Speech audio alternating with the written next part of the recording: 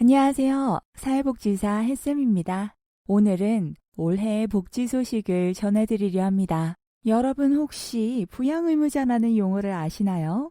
우리나라에서 기초생활보장이나 생계급여 등의 복지를 지급받기 위해서는 필수적으로 확인이 들어가야 하는 부분이 있었습니다. 그중 한 부분이 바로 부양의무자입니다. 이 부양의무자 기준은 우리나라 국가법령정보센터 국민기초생활보장법 제1장 제2조의 5 정의를 보면 부양의무자란 수급권자를 부양할 책임이 있는 사람으로서 수급권자의 일촌의 직계혈족 및 그 배우자를 말한다. 다만 사망한 일촌의 직계혈족의 배우자는 제외한다 라고 명시되어 있습니다. 쉽게 말해서 부양할 의무를 가진 사람이 있다는 것이고 그 부양할 의무를 가진 사람이 있다고 보인다면 이 사람 생활이 아무리 어려워 보여도 복지적 보장을 지급받기는 어려웠어요. 무슨 뜻이냐면 예를 들어서 어떤 할머니 A라는 분이 계십니다. 그런데 이 할머니에겐 자식이 있었어요. 혼자서 키워오면서 마음 아프게 키웠던 시간이 길어지며 자식과 사이는 갈수록 점점 멀어졌고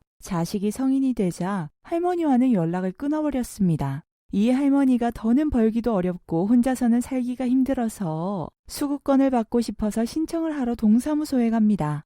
이 할머니께서 수급을 받으려고 신청을 하시면 동사무소에서 우편을 통해 고지를 하게 되죠. 연락이 끊긴 자식을 찾아내어 우편이 가는 거예요. 소득과 재산을 확인하는 데 동의를 해달라고 말이죠. 연락이 끊겼든 어쨌든 법적으로는 부양할 의무자로 본 겁니다. 그리고 자식의 재산 정도나 삶의 정도에 따라서 할머니께서 수급이 가능한지 여부를 확인하게 되는데 대체로 벌 수 있는 능력을 가진 자식이 있다면 수급자가 되긴 어려웠던 거죠. 그럼 이 할머니께서는 연락은 끊겨 서로 생사도 모르는 상황에 단순히 자식이 있다는 이유로 수급을 받기 어려워서 복지 사각지대에 놓이는 환경이 많았던 거죠. 복지를 받아야 살아갈 수 있는데 서류상 자식으로 인해서 아무런 지원도 못 받고 관리받지 못하다 보니 혼자 힘들게 살아가셔야 했던 겁니다. 이런 부분의 문제점들과 심각한 위기에 놓인 복지 사각지대를 해소하기 위해서 부양의무자 기준이 완화되었습니다.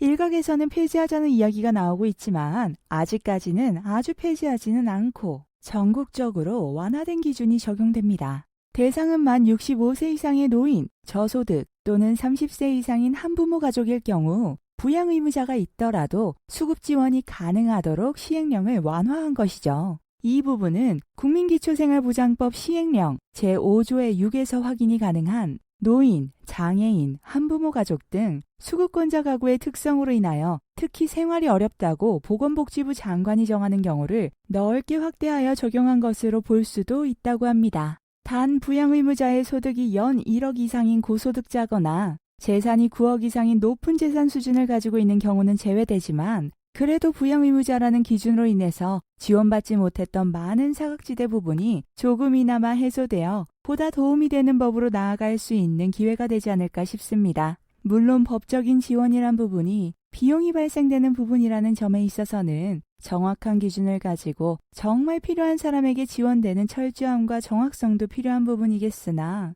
사람이 살아가며 처하는 어려움이라는 부분에 있어서는 지원이 필요한 모든 국민이 어려움 없이 지원받을 수 있는 사회도 좋지 않을까 조금 이상적인 꿈을 꿔보기도 합니다. 그래도 올 초에 좋은 소식인 것 같아 함께 나누고자 정리해봤습니다. 신청은 모든 주민센터에서 가능하고 전국적으로 시행된다고 하니 사각지대라는 위기에 놓였던 많은 분들께 도움이 되길 바라봅니다. 오늘도 하나 더 알게 된 사회복지 지식으로 불안함보다 뿌듯함이 함께하는 다복한 하루 되세요.